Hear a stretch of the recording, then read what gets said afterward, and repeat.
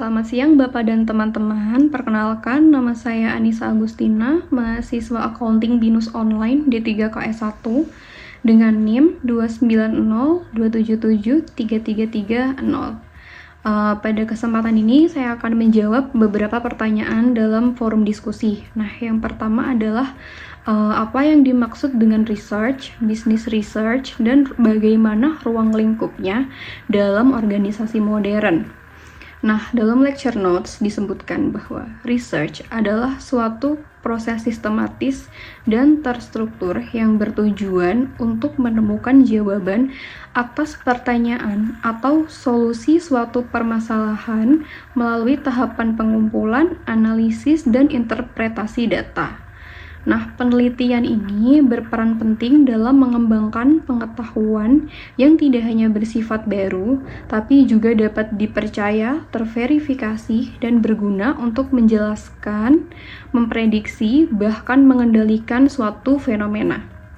Nah, proses ini melibatkan langkah-langkah metodologis yang dirancang secara logis dan ketat untuk memastikan bahwa hasil penelitian dapat diuji kembali dan berdiri atas dasar yang objektif dan rasional. Sedangkan business research merupakan proses sistematis dan terstruktur untuk memperoleh informasi yang relevan dan dapat diandalkan guna mendukung pengambilan keputusan dalam lingkungan organisasi. Ia menjembatani kesenjangan antara data yang tersedia dan kebutuhan manajerial akan dasar pertimbangan yang logis dalam menghadapi kompleksitas masalah organisasi.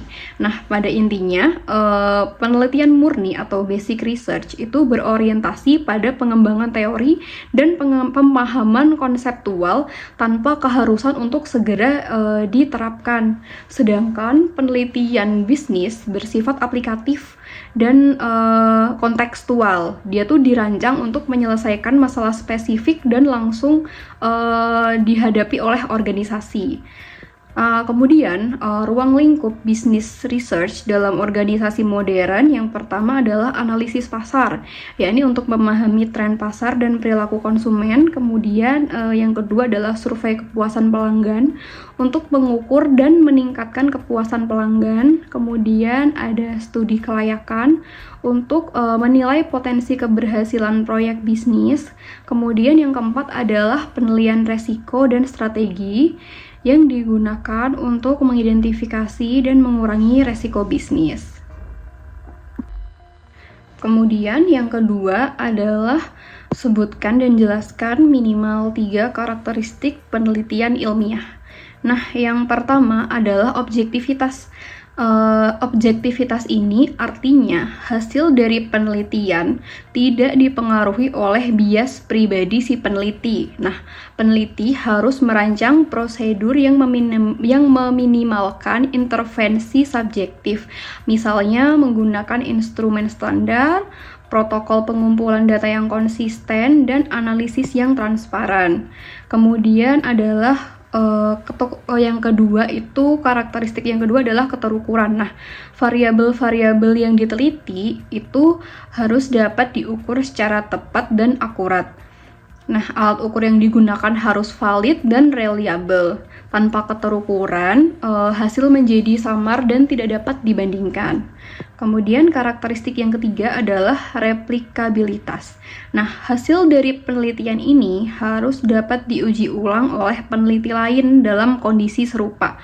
Peneliti harus menyediakan deskripsi metode yang rinci, desain stempel, instrumen, prosedur pengumpulan data, dan langkah analisis sehingga orang lain dapat mengulangi eksperimen tersebut. Nah, kemudian yang keempat adalah kekuatan logis. Nah, kesimpulan itu didasarkan pada argumen dan bukti yang logis dan konsisten.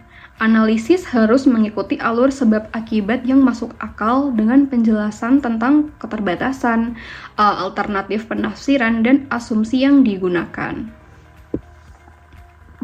Kemudian pertanyaan ketiga adalah berikan contoh penelitian di bidang akuntansi atau keuangan yang mencerminkan proses research yang sistematis. Nah, contoh yang saya ambil, yang pertama kan kita harus melakukan dulu observasi. Nah, dari observasi ini kita menemukan suatu permasalahan, yakni dalam hal ini penggunaan deposit pajak terhadap kepatuhan kewajiban perpajakan di instansi pemerintah.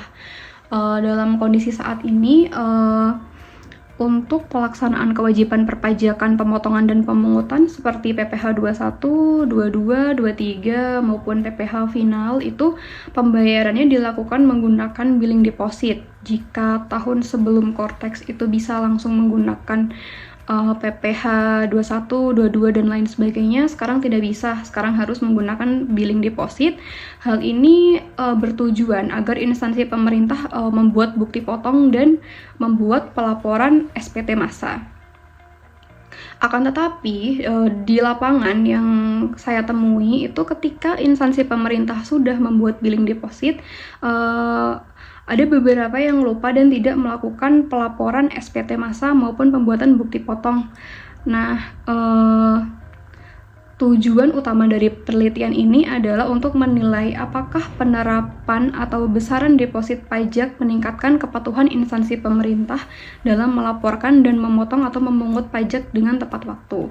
Nah, dari hal tersebut kemudian akan ditetapkan rumusan masalah, misalnya berupa apakah dengan deposit pajak instansi pemerintah menjadi lebih patuh dalam melaporkan pemotongan dan pemungutan, dan yang kedua adalah seberapa besar efek deposit pajak terhadap frekuensi pelaporan dan keterlambatan instansi pemerintah. Nah, sebelum masuk ke penelitian, peneliti harus dulu mencari dasar-dasar hukum, peraturan maupun jurnal terkait yang bisa menjadi landasan teori dari penelitian kita. Nah, setelah landasan teorinya terkumpul, kemudian kita harus mengumpulkan data-data yang akan digunakan untuk penelitian seperti data deposit pajak yang belum digunakan di instansi pemerintah X, kemudian data tanggal pelaporan SPT massa, serta melakukan survei kepada bendahara di instansi pemerintah. Dari data tersebut, maka akan dilakukan analisis deskriptif kualitatif terkait frekuensi kepatuhan, rata-rata keterlambatan, dan besaran deposit pajak dan kemudian dari hasil analisis tersebut bisa kita simpulkan hasil dari penelitian tersebut. Oke, kemudian setelah kesimpulan didapat, kemudian tahap selanjutnya adalah membuat laporan penelitian. Kemudian pertanyaan yang keempat adalah jelaskan hubungan antara business research dan pengambilan keputusan manajerial. Nah, dalam pengambilan keputusan manajerial bukan hanya menggunakan intuisi, akan tetapi diperlukan data ataupun bukti yang secara sistematis dan terukur untuk menentukan arah pengambilan keputusan manajerial. Nah, business research ini sangat penting untuk mengurangi ketidakpastian dalam pengambilan keputusan manajerial karena informasi yang didapat bisa diuji terlebih dahulu sehingga keputusan yang diambil itu bisa lebih rasional. Kemudian pertanyaan yang kelima, mengapa organisasi yang berbasis data atau data driven sangat membutuhkan business research?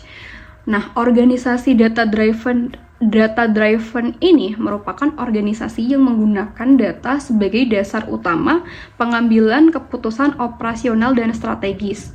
Nah, data itu merupakan aset penting dalam proses pengambilan keputusan pada perusahaan ini. Tentu saja organisasi data driven sangat memerlukan business research untuk menjamin bahwa insight yang diterima adalah valid, dapat diuji dan ditindaklanjuti, dan tanpa business research keputusan bisa berisiko bias dan tidak tepat. Kemudian pertanyaan yang keenam, contoh kasus nyata di perusahaan mana bisnis research membantu menyelesaikan masalah bisnis. Nah, di sini saya mengambil contoh pada salah satu marketplace yang besar di Indonesia, yakni Shopee. Pada awal kemunculannya tuh banyak orang yang batal untuk melakukan pembelian via Shopee karena mahalnya ongkos kirim. Nah, data tingginya jumlah pembatalan karena ongkir tentu saja diperoleh dari bisnis research. Dan dengan data tersebut, Shopee membuat keputusan berupa gratis ongkir dengan beberapa syarat, misalnya dengan minimal pembelian 120.000. Nah, kemudian ketika Shopee meluncurkan Shopee Pay, Shopee membuat kebijakan gratis ongkir minimal Rp0 dengan syarat pembayaran melalui Shopee Pay. Sehingga pada akhirnya banyak orang yang menggunakan Shopee Pay untuk transaksi. Nah, hal ini tentu saja sudah mengalami beberapa pengujian melalui bisnis research. Nah, kemudian yang terakhir adalah menurut analisis kita, apa resiko yang muncul jika perusahaan mengabaikan bisnis research? Nah, jika perusahaan mengabaikan bisnis research, maka keputusan yang diambil menjadi tidak valid dan hanya mengandalkan intuisi yang bisa mengakibatkan perusahaan mengalami penurunan daya saing, kehilangan peluang pasar, kesalahan interpretasi data, serta kegiatan operasional yang tidak efisien sehingga peluang perusahaan mengalami kegagalan menjadi lebih besar. Sekian untuk forum yang pertama dari saya. Terima kasih dan Assalamualaikum warahmatullahi wabarakatuh.